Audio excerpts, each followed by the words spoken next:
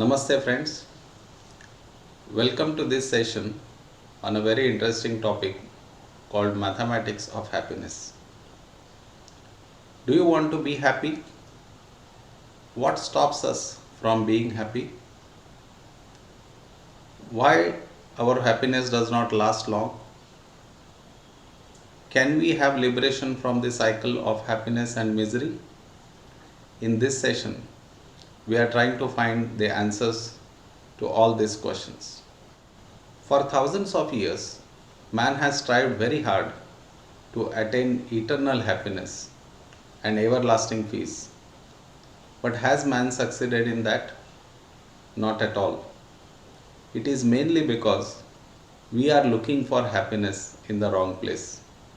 It reminds me of a song sung by Arijit Singh which I recently heard. मैं ढूंढने को जमाने में वफा निकला पता चला कि लेके गलत मैं पता निकला.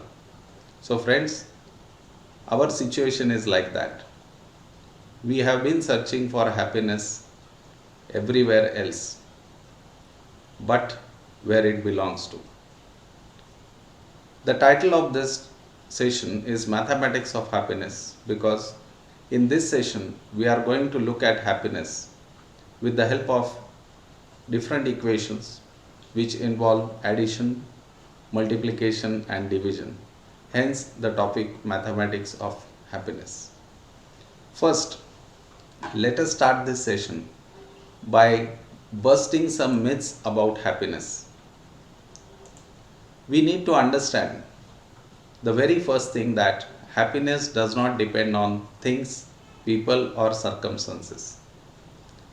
Take for example, if I buy a new mobile phone, I get happiness, but it is only momentary. If I buy a new car, the same thing happens.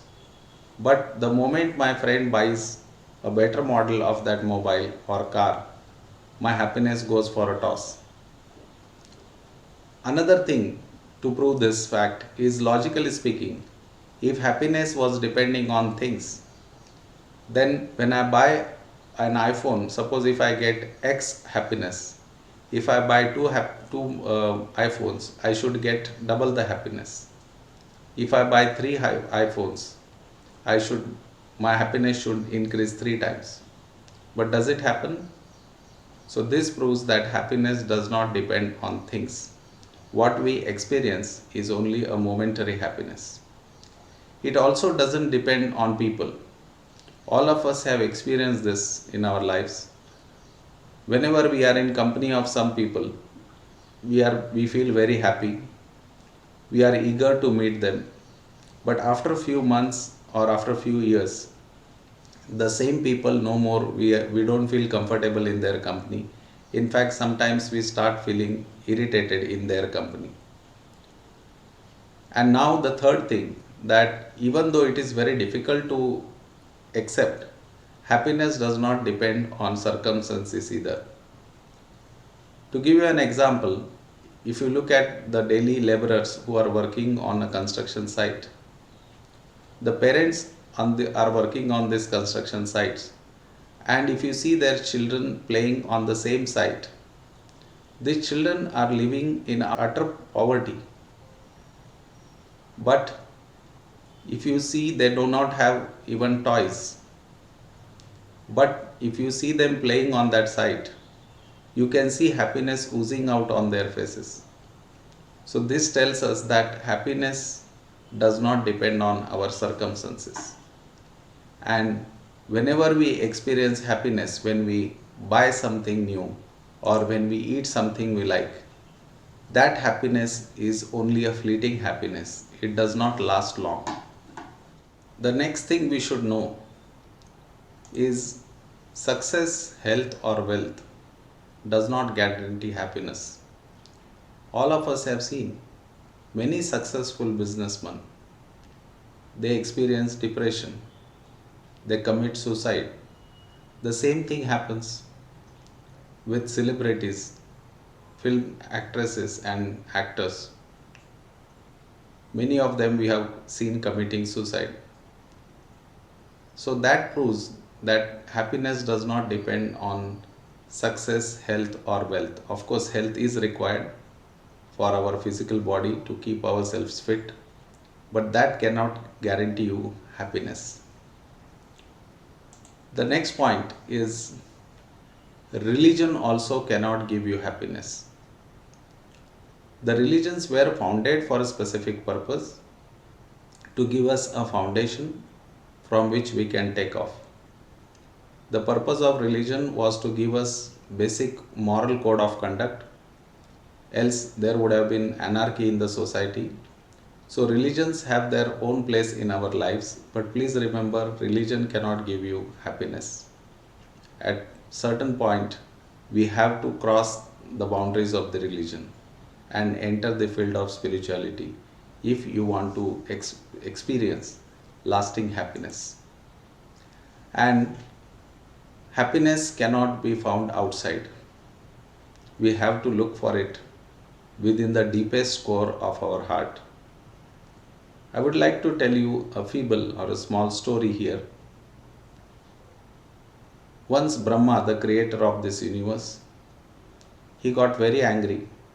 He said, I have infused divinity in each and every of my creation, but this human being has not respected that divinity. In fact, he has abused the divinity. So let me take back that divinity from human being. He called a meeting of all the gods and he declared his plans, and he said that I want to take back the divinity from human beings. Tell me what we should do so that he doesn't find it again. One god suggested, let us bury that divinity deep down in the earth. Brahma said, no, that is not possible because humans are very smart. He said, with the technology at their disposal, they will dig deep down into the earth and find that divinity. Next, God said that let us hide it at the bottom of the ocean. Brahma rejected that also, saying that human beings can easily reach the bottom of the ocean and they will find the divinity. The third god said, let us hide it at the top of the tallest mountain in the world. Brahma rejected that also, saying that it is very easy for human beings with their helicopters and aeroplanes to reach the top of the mountain and they will very easily find the divinity. And then suddenly it occurred to Brahma and he said that let us hide this divinity within the man himself, within the deepest core of his heart, because I am sure that they will look for it everywhere else but not within their heart. So friends, the moral of the story is that happiness cannot be found outside. We have to look for it within the deepest core of our heart. Now, first we will have a look at happiness from the point of view of modern science, or let us see what modern psychology has to say about happiness. In last 10 or 15 years, a new field in psychology has come up called as positive psychology. Traditionally, psychology, when we say, it has always dealt with the weaknesses of human mind, the different diseases of human mind like stress, anxiety, schizophrenia, etc. But this new field of positive psychology studies the strengths of human mind, the positive side of human mind.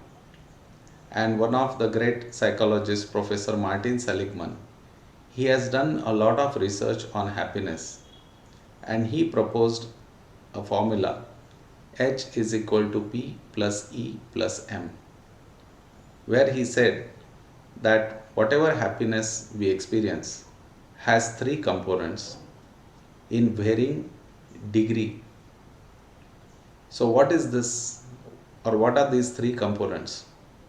First component, he said P is pleasure. Now whatever happiness we experience, when we satisfy our mundane desires, you can call that as happiness we get from pleasure. When we buy some new clothes, when we buy a car, when we buy a house, or when we eat something which we like very much. These are all the things which come under pleasure. The happiness we get from pleasure lasts for a very, very short time. But what Seligman says is there is another type of happiness which is far better than this happiness we get from pleasure, and that is happiness when we get in engagement. Now, what is engagement? Whenever we are involved in some action which we very much love, be it teaching or maybe singing, playing some instrument, or playing the game we love, these are all the things where we are deeply absorbed when we are doing that action, and the happiness what we get from that is called as engagement, happiness in engagement.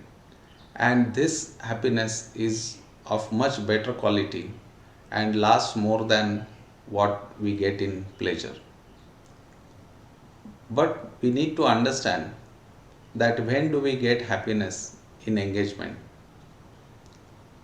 We get happiness in engagement only when our ability and the challenge are in sync or they match.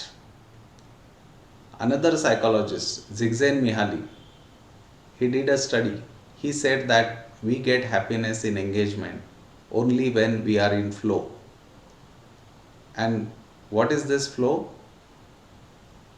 He represented this using a diagram. In this diagram, if you see, if your ability matches with challenges, then only you experience happiness. If your ability is far greater than the challenge, then instead of experiencing happiness, it results in boredom. And if the challenges are much more than your ability, then you will experience stress instead of happiness. Let me explain this with an example. Suppose you are a badminton player and every day you play with one of your friends who is of almost the same caliber as yours in playing badminton, and whenever you are playing with him you experience happiness. But tell me, suppose tomorrow if you have to play with PV Sindhu or say P Gopichand, now when you are playing with them, will you experience the same happiness? No, because they have a far better ability than yours and they will beat you hands down. So in such case, you will experience stress rather than experiencing happiness. And if you look at it from the point of view of say PV Sindhu, for her what it is, will she experience happiness? No, because for her the challenge is much lesser as compared to her ability, so she may experience boredom.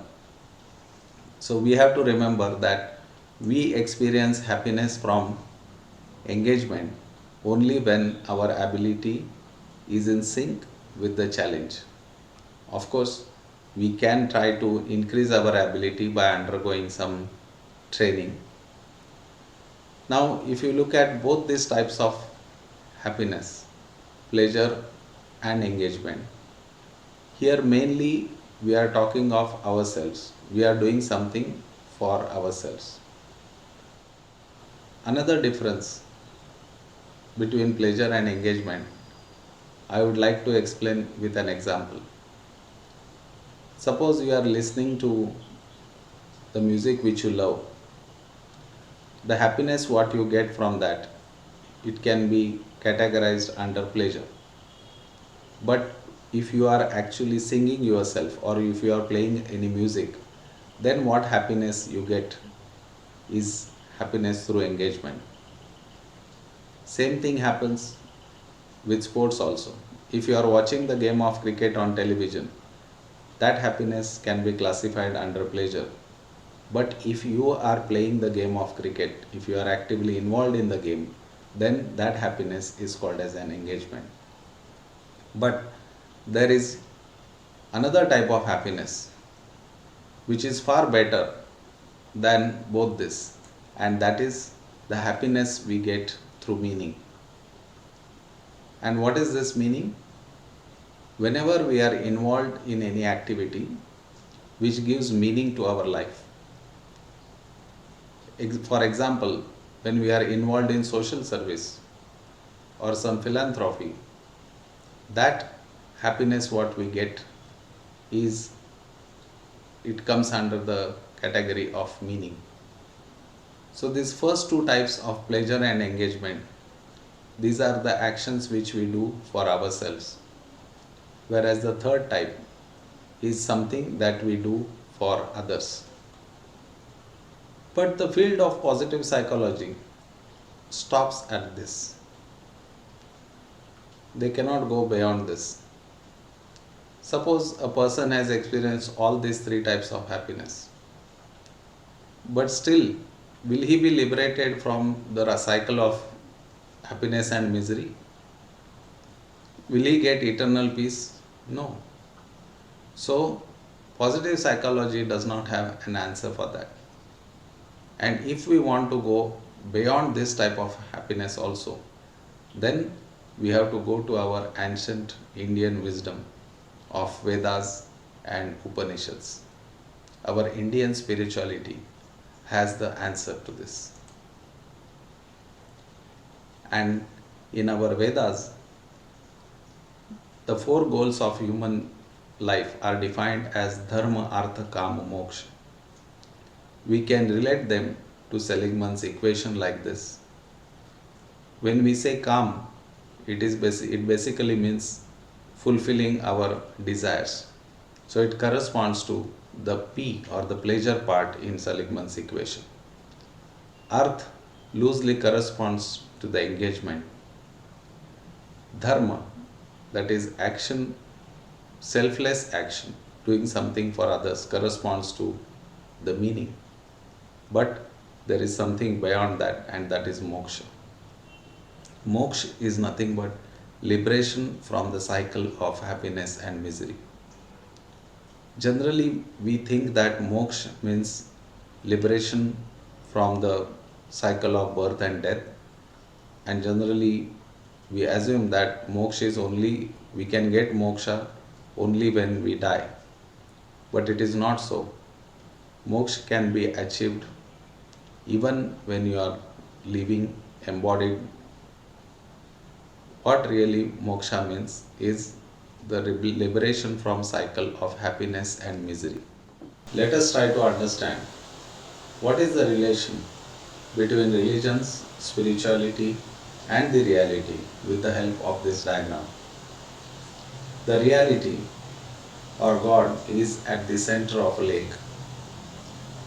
The water in this lake represents the spirituality, and the land surrounding it represents the different religions, be it Christianity, Hinduism, Islam or Sikhism. All these religions were established to give us a foundation in our journey towards finding this reality. But this can bring you only till the lake. At one point, we have to leave the religion and dive into this lake and start swimming towards the center. Then only we can realize the God or divinity. And eternal happiness is possible only when we realize this divinity within us. In spirituality also, there are various paths like Bhakti Yoga, path of devotion, Jnana Yoga, path of knowledge, Karma Yoga, path of selfless service, and Raja Yoga, that is path of meditation or path of controlling the mind. Even Sufism, these are all different traditions of spirituality. Depending on your temperament, you can choose any path which suits you, but the destination of all these paths is one, that is realizing the divinity within you. German philosopher Schopenhauer defined happiness as desires fulfilled divided by total number of desires. But it will be very interesting to note that the source of his equation goes back to our Upanishads. Emperor Darashiko translated these Upanishads into Farsi. Then they were translated into French, from French to German, and that is how Schopenhauer came across this equation. So as you know that even in Gita, Lord Krishna has told us that if we want liberation from the cycle of happiness and misery, then we have to get rid of our desires. So let us have a look at this equation. What this equation says is, suppose if you have 10 desires and out of that if 5 are fulfilled, that means you have 50% happiness. And if out of 10 all 10 desires are fulfilled, that means you have 100% happiness. And all of you know that in any division, what happens when the denominator becomes 0? Denominator 0 gives us an infinity. And that is what our Indian spirituality says, that if you reduce your desires to 0, then only it is possible to have infinite happiness. But to reduce the desires, we have to know the difference between our needs and wants. Basic needs like food, shelter, and clothing, they are our needs and they are limited, but our wants are unlimited. And when we fulfill one want, it is replaced with another. Now let us see an example. Having a mobile phone may be a need, but wanting to have an iPhone of a specific model, that is a want.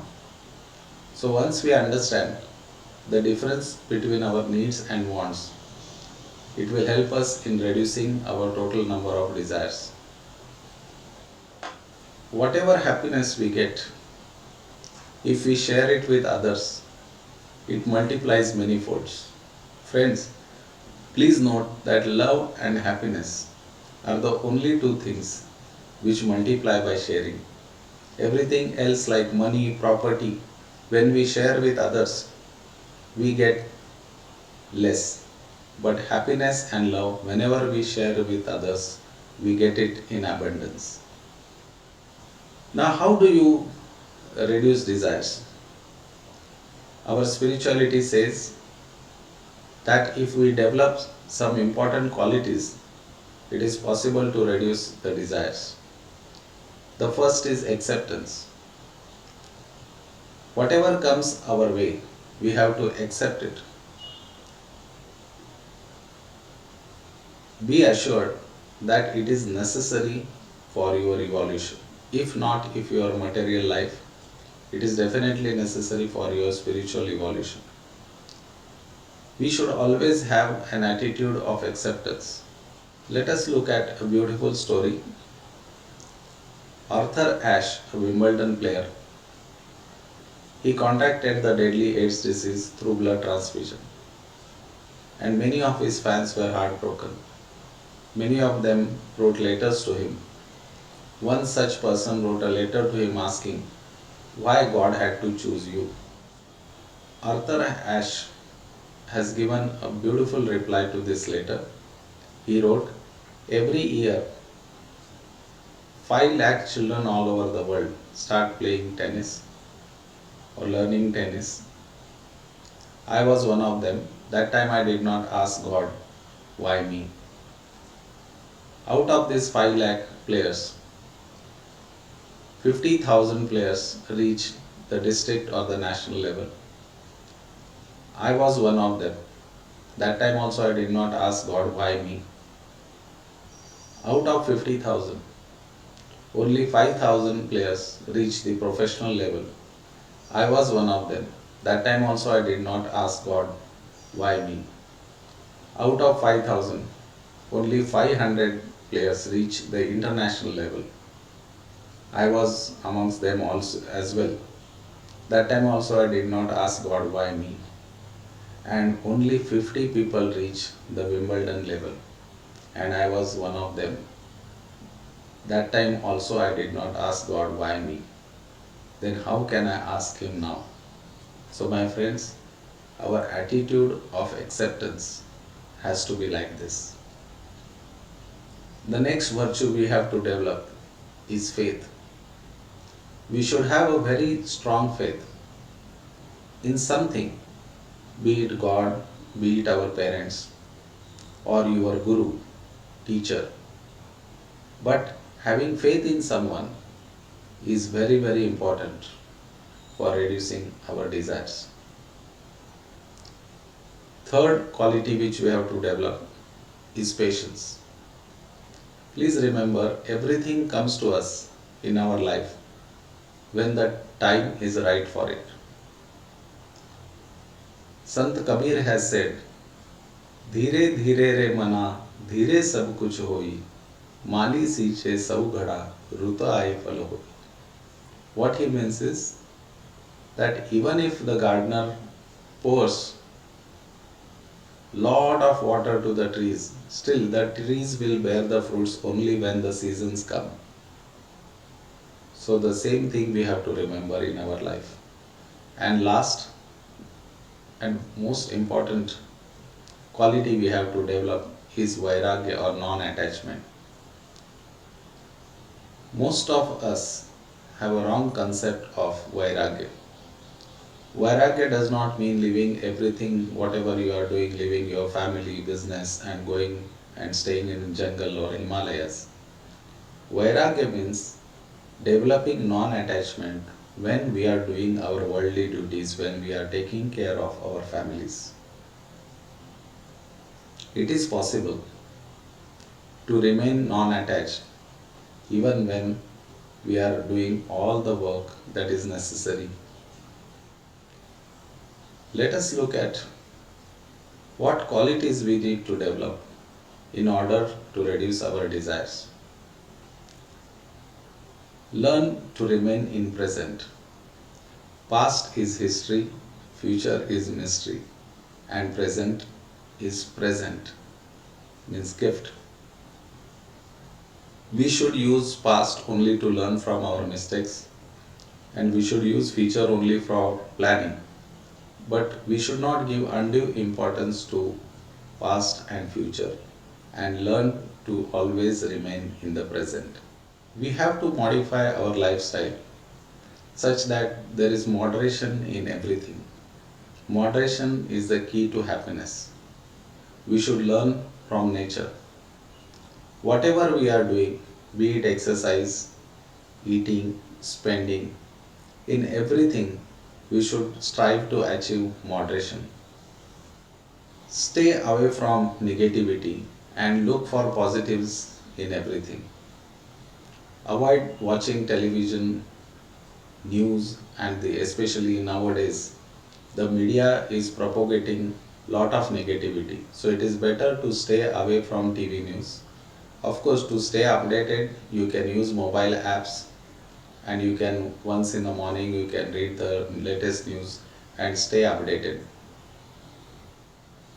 Now let me tell you a story of how we can have positive outlook in everything that is happening in our life. Pramukh Swami of Swaminarayan sect, once his devotees purchased a vehicle for him, a car, and it so happened that within a span of 6 months that car met with 3 accidents, but nothing happened to Swamiji and all his followers. They thought that this car is bringing bad omen to Swamiji. So they once went to the Swamiji and they told him that, Swamiji, this car is not good for you, let us sell it off. And that time Swamiji said that absolutely not. He said, look at it, I met with accident 3 times, but nothing happened to me. So that means the car is lucky for me. So it all depends on our attitude, our outlook of looking at things that are happening. Another technique we can employ to reduce our desires is to have one very strong desire and focus all our energy and efforts in attaining that desire. Take for example masters like Sachin Tendulkar. He had only one desire, to become best cricketer in the world. Even when he was a student, he used to practice for 7 to 8 hours a day. Friends, when he was a teenager, do you think he did not have other desires? Didn't he feel like playing with his friends? Didn't he feel like partying? Didn't he feel like gossiping? Definitely he must be having those desires. But his desire of becoming the world class cricketer was so strong that automatically all the other desires drop off. So we should have one such desire, whether it is your hobby or any art you pursue. We should try our best and focus all our efforts in that direction. One of the main reasons of generating more desires is comparison. Please do not compare yourself with anyone else, or do not compare your children also with anyone else. Each one of us is on a unique journey. Nowadays, if I see, even in field like sports and arts, where we are supposed to have happiness, but happiness has gone out from these fields mainly because everywhere you see there is only competition. Rather than learning singing or music for the pleasure of it, everyone, including parents and children, they are striving only for competitions, and that takes away happiness from such endeavors. Remember, happiness is radioactive. If you are happy, wherever you go, you carry that happiness, you spread that happiness around you. Automatically, people coming in contact with you, whether it is in your family or at your workplace, automatically everyone starts feeling happy. Now we have looked at lot of theory of what happiness is, why we do not experience happiness, what are the obstacles in happiness. But how can we practically attain it? And my friends, the answer to that is meditation. I am telling you this with my own experience. For last 4 years, I have been a passionate meditator, following a meditation technique called as heartfulness meditation. Again, there are a lot of misconceptions about meditation, but we will have a look at them in another session. Here I would just like to tell you that meditation helps us train our mind. Now many people ask, what do we get by meditation? And Buddha was also asked once, what do we get by meditation? And Buddha said, nothing. You will not get anything. He said, if you start doing meditation, you will lose many things rather than gaining. And what will you lose? You will lose anxiety, anger, you will lose stress, jealousy, fear, and temper. And tell me, my friends, if you lose all these things, then what will remain? Only happiness will remain and eternal peace. So, to conclude, remember that you are responsible for your happiness. Stop looking for it outside. Happiness is to be found within the deepest core of your heart, and you can very easily experience it by doing heartfulness meditation. In my next video, we will have a look at what is meditation, what are the different techniques of meditation, what are the misconceptions of meditation. Thank you.